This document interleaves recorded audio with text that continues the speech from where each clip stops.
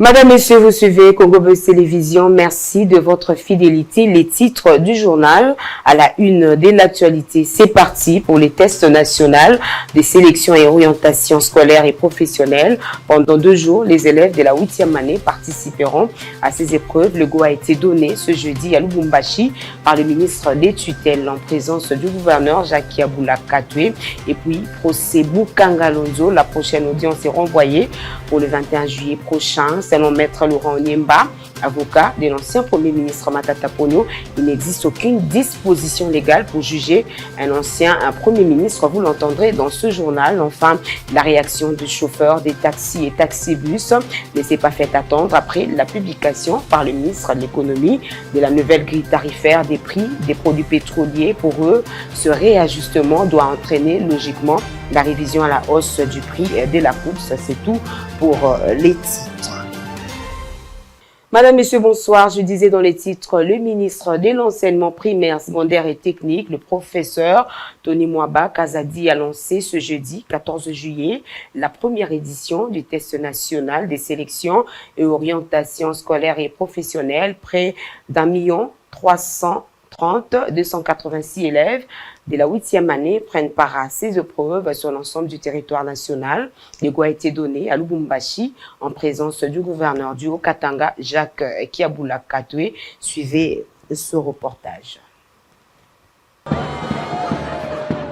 Pendant 2 jours, les élèves de la 8e année de l'enseignement de base, conformément à la loi cadre de l'enseignement national, prendront part aux épreuves du test national des sélections et d'orientation scolaire et professionnelle. Pour cette première édition, lancée à partir de Lubumbashi au lycée Twendeleye, commune de Lubumbashi, dans la ville qui porte le même nom en province du Haut-Katanga, environ 1 330 286 candidats, dont 601 568 filles et 728 718 garçons y participent sur l'ensemble du territoire national.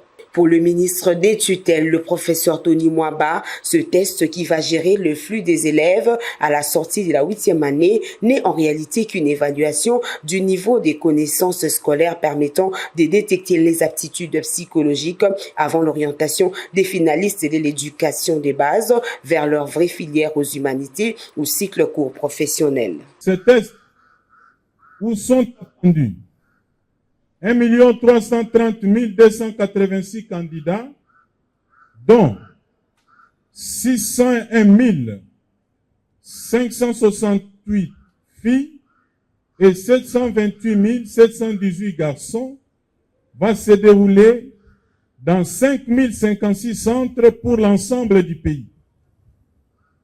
Le TENASOSP permettra au pays de sanctionner le cycle terminal de l'enseignement de base, de dégager le profil psychologique de chaque élève qui va y participer, d'orienter ces derniers selon ses aptitudes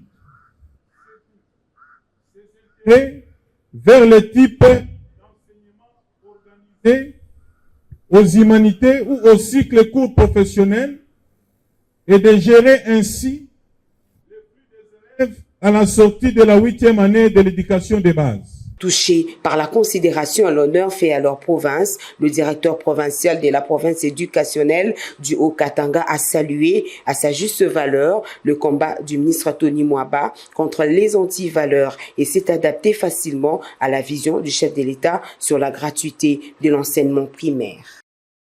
On va parler justice, procès Bukanga Lonzo. La prochaine audience est renvoyée pour le 21 juillet prochain. C'est au cours de l'audience de ce jeudi 14 juillet que toutes les parties concernées étaient devant le juge président. Selon Maître Laurent Onyemba, avocat de l'ancien Premier ministre Matata Ponyo, il n'existe aucune disposition légale pour juger un ancien Premier ministre. Le reportage de Jonsi Rachidi. C'était au cours de l'audience de ce jeudi 14 juillet que les 3 accusés dans l'affaire Bukanga Lonzo, dont Matata Ponyo, Patrick Itebi et les Sud-Africains Blackner, se sont présentés devant le juge de la Cour de cassation. Une audience consacrée uniquement à la présentation des moyens de défense des avocats des accusés. Dans un débat riche en couleurs, chaque parti défenderesse a pu relever quelques irrégularités qui caractérisent la procédure. Laurent Oyemba, avocat conseil de l'ancien Premier ministre Matata Ponyo, a estimé que pour qu'une personne soit jugée dans un état de droit, il faut au préalable identifier son juge naturel. Nous avons eu à le dire à la Cour constitutionnelle, nous venons encore de le dire à la Cour de cassation.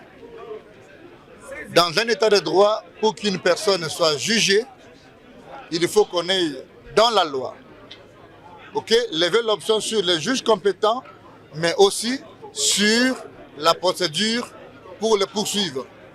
Pour le cas de M. Matata, il n'y a aucune disposition de notre pays qui soutient justement le fait qu'il peut être justiciable de la Cour de cassation pour des faits qui relèvent de sa qualité d'un ancien Premier ministre. Et donc, nous avons ici déroulé une batterie d'exceptions devant le juge de cassation pour lui montrer que les faits pour lesquels M. Matata est poursuivi ne relèvent pas de sa qualité de Premier ministre, plutôt de sénateur, mais de sa qualité de Premier ministre.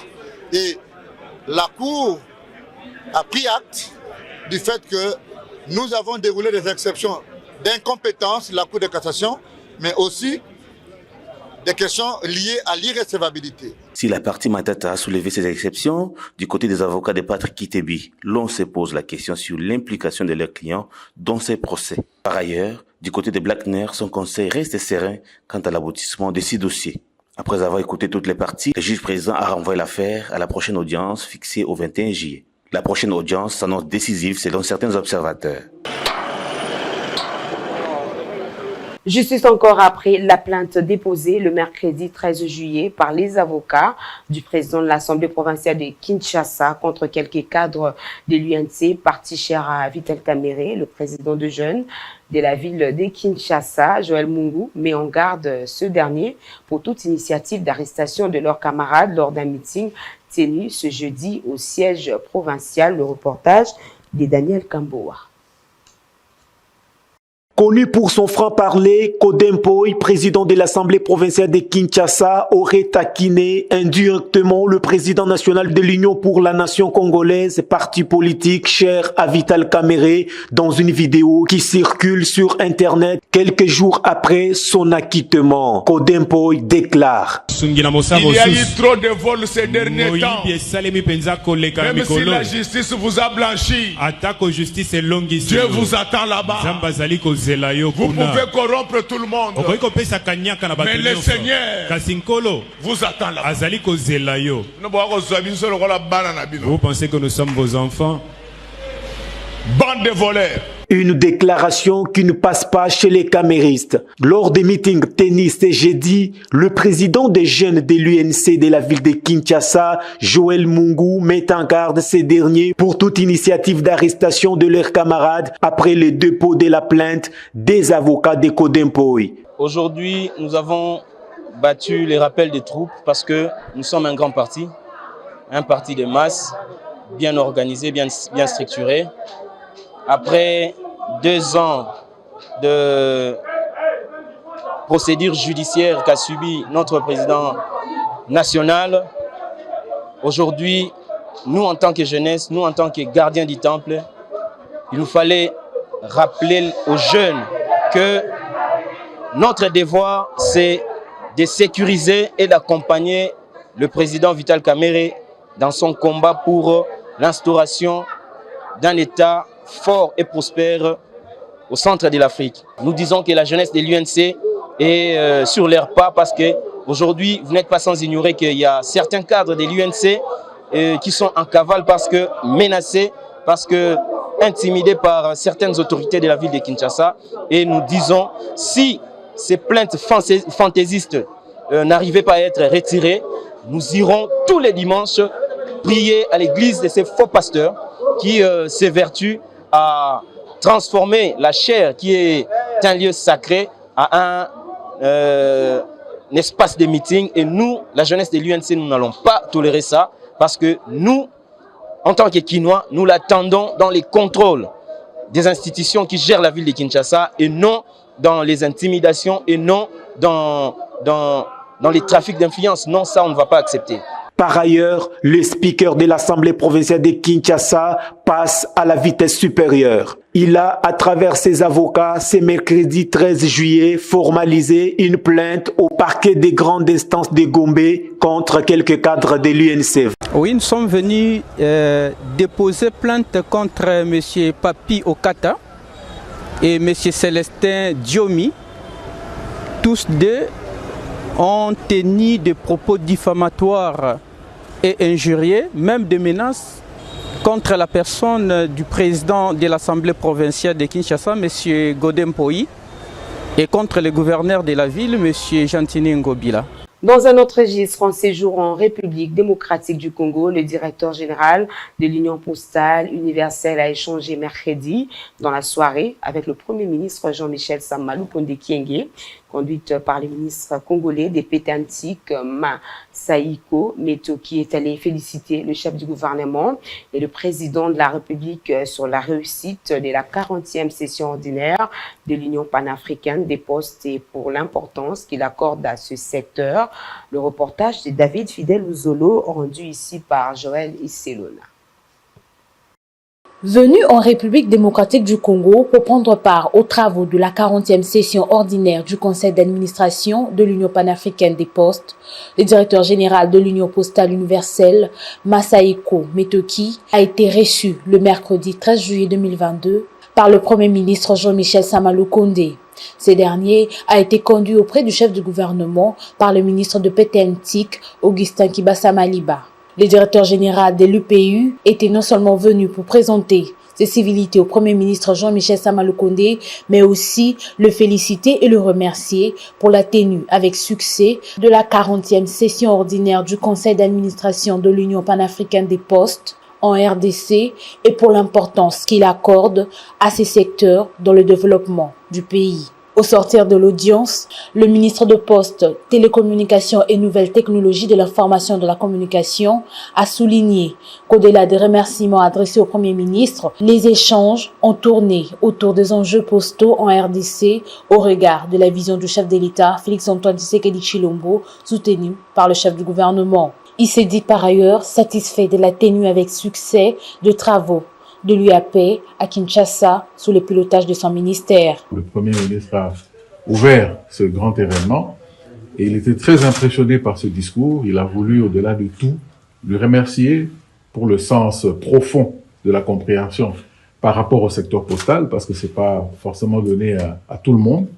Et donc, bien évidemment, il y a eu aussi des échanges par rapport aux relations futures entre la République démocratique du Congo par rapport à la vision du président de la République soutenu par le Premier ministre sur le développement de la Poste au travers les 145 territoires et de voir donc, je disais, comment on va pouvoir interagir avec l'Union postale universelle pour que véritablement nous puissions redorer le blason de la Poste congolaise. De son côté, le directeur général de l'Union postale universelle a eu de mots justes pour exprimer ses remerciements au Premier ministre Jean-Michel Sama Lukonde. Pour rappel, Kinshasa a abrité les travaux de la 40e session ordinaire du Conseil d'administration de l'Union panafricaine de postes, travaux dont la plénière a été ouverte par le Premier ministre Jean-Michel Sama Lukonde au Pullman Hotel de Kinshasa le 12 juillet 2022. Et puis après près de 10 jours de travaux, le Conseil supérieur de la magistrature a clôturé mercredi les assises de sa session extraordinaire. Le chef de l'État a été représenté à cette cérémonie par le Premier ministre Jean-Michel Sama Lukonde Kyenge. À l'occasion, le président de la Cour constitutionnelle et président du Conseil supérieur de la magistrature a remercié le président de la République et le chef du gouvernement pour leur implication dans l'établissement d'un état de droit en République démocratique du Congo. Le reportage des Fidel Ouzolo, rendu ici par Joël Isselona.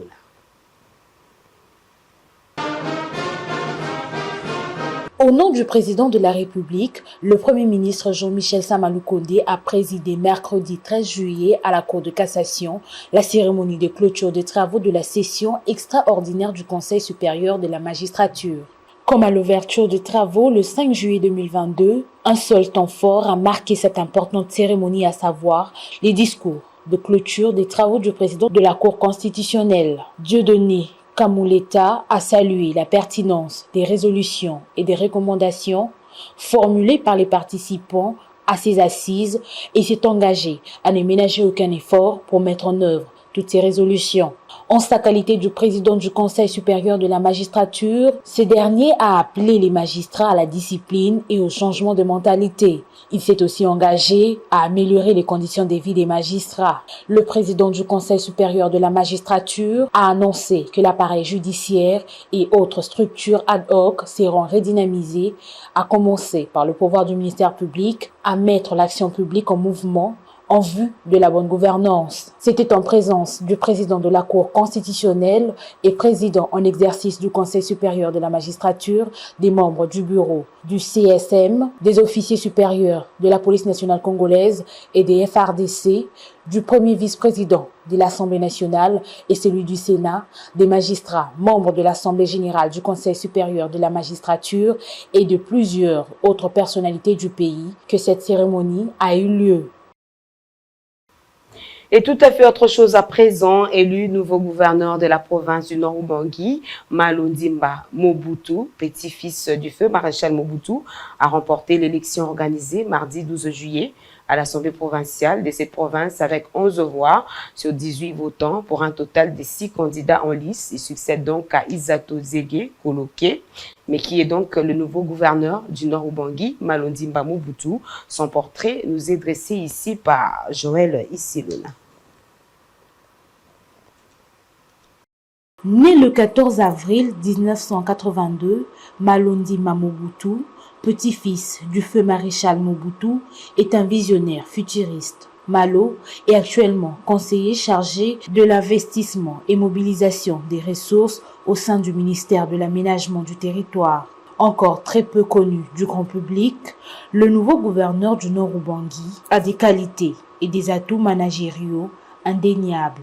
Pour certains analystes, Mobutu Malo est un interlocuteur valable dans le domaine des relations publiques, des supervisions et autres. Marié et père de 3 enfants, Malo Mobutu a aussi travaillé comme conseiller à la présidence de la République en qualité de conseiller en développement entre avril 2019 et novembre 2019.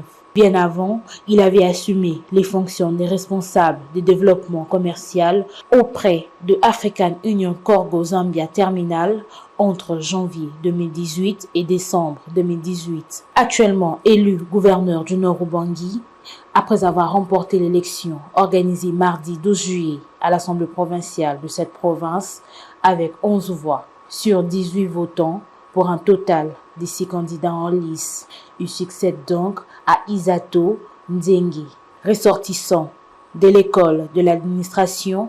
Mobutu Ndima Malo devra donner le meilleur de lui-même pour rencontrer les attentes des populations du Nord-Ubangi. On va ouvrir les chapitres consacrés à la sécurité. La situation sécuritaire dans l'Est de la République démocratique du Congo demeure préoccupante. Un mois après la prise de Bunagana par le terroriste du M23, le parti en vol craint l'inefficacité du régime en place. Le parti cher à l'honorable Délice Sanga signale que les différentes rencontres et négociations entreprises par Félix Tshisekedi n'ont servi à rien. Écoutez Maître Rodrigue Ramazani, porte-parole de l'envol au micro de Naomi Pila. L'épineuse question sécuritaire de l'Est ne cesse de susciter des réactions au sein de l'opinion nationale et internationale. Un mois après la prise de Bunagana, le parti politique en vol pense que les différentes rencontres et négociations entreprises par le gouvernement en place n'ont servi à rien. Le problème de la République démocratique du Congo n'est ni le Rwanda, ni l'Ouganda, ni le M23. Le problème, c'est Félix Tshisekedi lui-même, parce qu'il conduit des politiques hasardeuses qui ne permettent pas à la République de trouver des solutions. Et pour trouver la solution efficace et déterminante à ce problème, comme nous sommes face à un problème de gouvernance, il faut aider Félix Tshisekedi à se reposer, afin de laisser la République entre les mains de ceux qui viendront reformer l'armée, reformer l'administration pour donner à notre République les moyens de sa défense. Tant qu'au niveau interne, on ne sera pas en mesure de défendre notre intégrité du territoire ainsi que notre souveraineté, mais aussi notre indépendance, la République démocratique du Congo sera toujours à la merci du voisin, parce que sur la scène internationale, cela ne répond que par la force. C'est la force de chaque État qui permet que certains États lui respectent. Et pourtant, la République démocratique du Congo dans la sous-région a le rôle de jouer un leadership fort, comme le faisait Mobutu, pour tenir la sous-région du Grand Lac. Mais malheureusement, nous sommes devenus un État client qui part négocier la paix en échange de nos minéraux, comme c'était fait avec le Rwanda et l'Ouganda. Il s'agit ici d'un accord des dupes. Ça veut dire la République démocratique du Congo, fort de sa naïveté et de son incohérence en termes de conduite de sa politique étrangère, nous sommes dupés, où Paul Kagame parle d'un cessez-le-feu alors qu'il ne reconnaît pas le M23. Et le lendemain de la signature de ce cessez-le-feu selon le président Lorenzo, on s'est rendu compte que le M23 continue d'attaquer les positions de FARDC. Donc, ce qu'il faut faire voir à Félix Tshisekedi, la seule chose qui peut répondre à la défense de notre intégrité du territoire et de notre indépendance, c'est notre force interne, notre organisation interne et rien d'autre.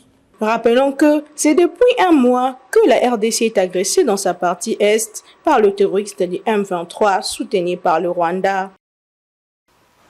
On reste dans l'Est, la République démocratique du Congo. Des réactions ne cessent de tomber après l'interdiction d'importation et exportation entre la République démocratique du Congo et l'Ouganda. Décision de la Fédération des entreprises du Congo. Lambert Menda, coordonnateur provincial de la nouvelle société civile de Lualaba, qui déplore cette situation, indique que le gouvernement doit créer le climat viable lors des échanges. Les détails avec Esther Pinda.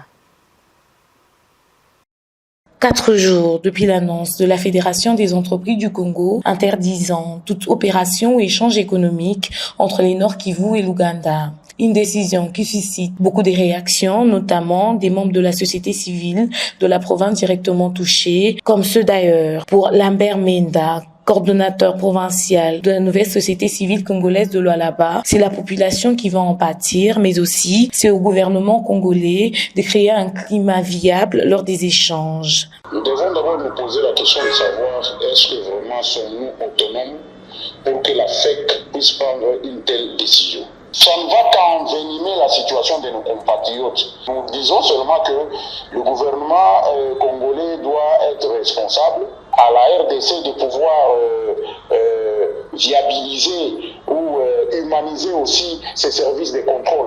Par ailleurs, Omar Kavota, coordonnateur du Centre d'études pour la promotion de la paix, la démocratie et le droit de l'homme, informe que cette décision est à la base de la flambée des prix des biens de première nécessité. La réalité, c'est que ce mouvement de grève initié par les opérateurs économiques est à la base maintenant de plusieurs conséquences parce qu'ils s'observent une flambée des prix sur terrain en ville de Beni comme en ville de Butembo. Les produits de première nécessité ont sérieusement galopé. Les produits comme les tomates, le poulet et les œufs qui sont exportés de l'Ouganda vers la RDC et même d'autres produits manufacturés.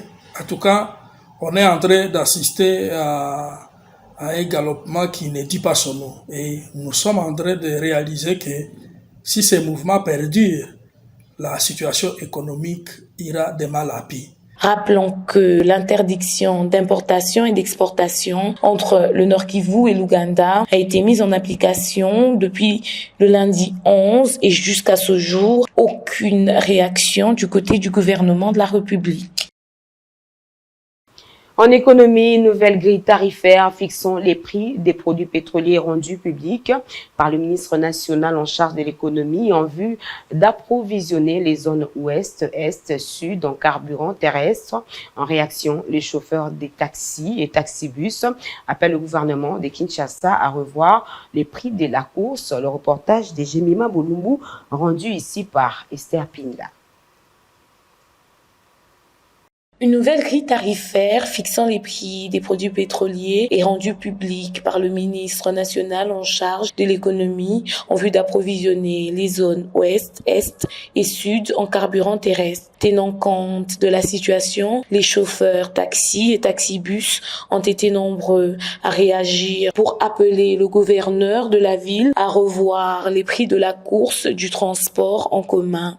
Les premiers carburant est augmenté déjà 3 fois. Les prix du carburant a augmenté 3 fois. Que le gouvernement trouve une solution et fixe une nouvelle grille tarifaire pour les transports parce qu'il y a maintenant incompréhension entre nous, chauffeurs, et les clients.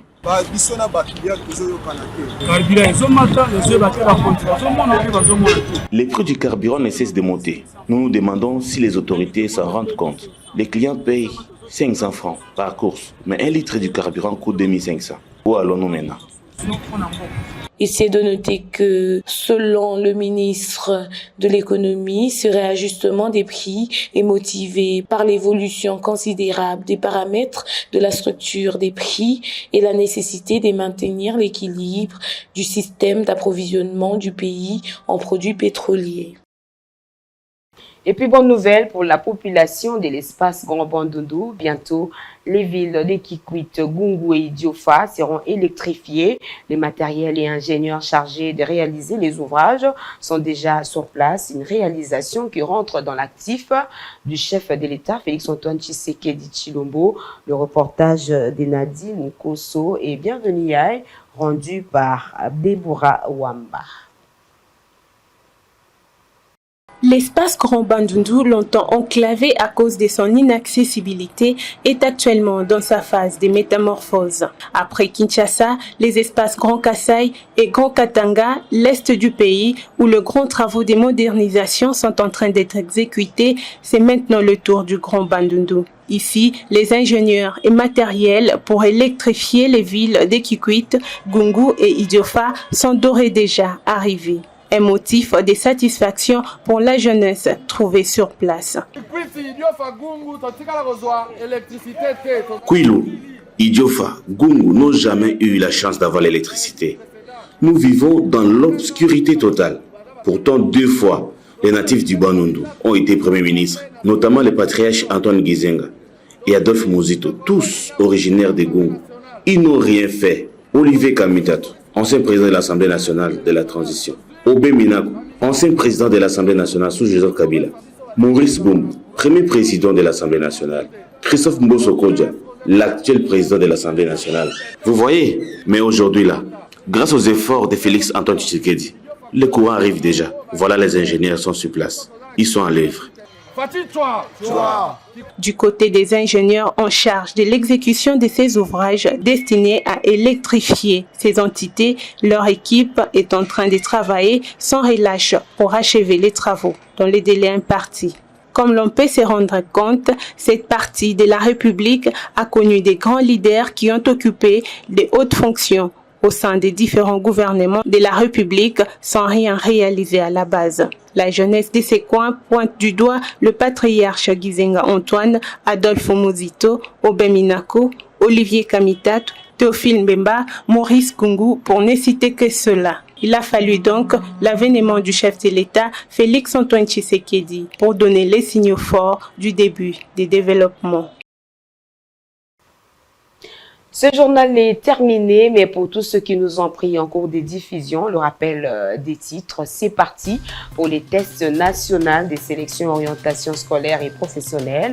Pendant 2 jours, les élèves de la 8e année participeront à ces épreuves. Le goût a été donné ce jeudi à Lubumbashi par le ministre des tutelles, en présence du gouverneur Jacques Kiaboula Katoué, et puis procès Bukangalonzo. La prochaine audience est renvoyée pour le 21 juillet prochain, selon Maître Laurent Nyemba, avocat de l'ancien Premier ministre Matata Ponyo. Il n'existe aucune disposition légale pour juger un ancien Premier ministre. Enfin, la réaction du chauffeur des taxis et taxibus ne s'est pas fait attendre après la publication par le ministre de l'économie de la nouvelle grille tarifaire des prix des produits pétroliers. Pour eux, ce réajustement doit entraîner logiquement la révision à la hausse du prix de la course.